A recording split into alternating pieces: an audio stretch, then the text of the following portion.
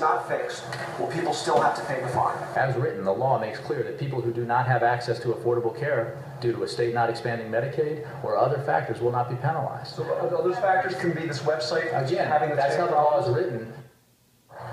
Notice the White House correspondent suffers absolutely no embarrassment about not knowing how the law is written. But no one in Washington is embarrassed about not knowing how the Affordable Care Act is written, especially the individual mandate provision, which I began quoting on MSNBC programs 3.5 years ago.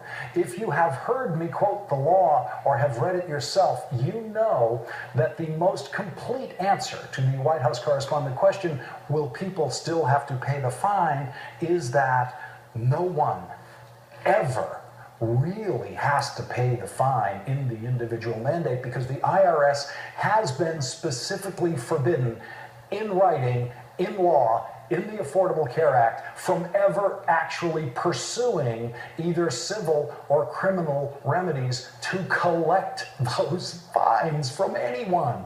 The individual mandate is the only provision in the tax code that was written deliberately to be essentially unenforceable. Now, I've done dramatic readings of the statute many times over the years here, but if a White House correspondent cannot understand Jay Carney's very clear language, then I guess understanding the legislative language in law would be like, impossible. So, of course, the answer to the big question of the day is no.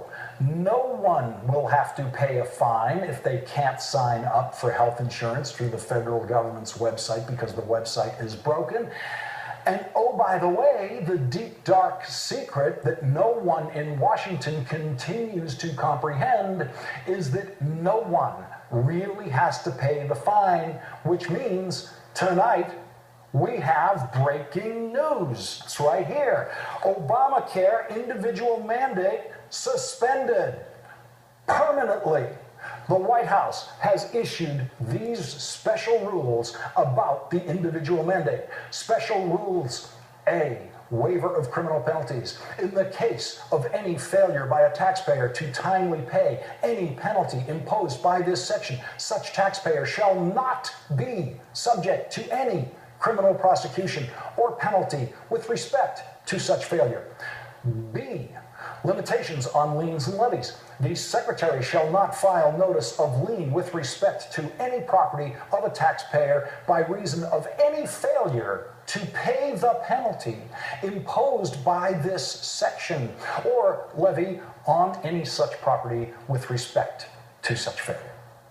The language of the special rules suspending the collection of the penalty of the individual mandate forever was hidden by the White House until tonight in a place they were sure no White House correspondents would ever find it.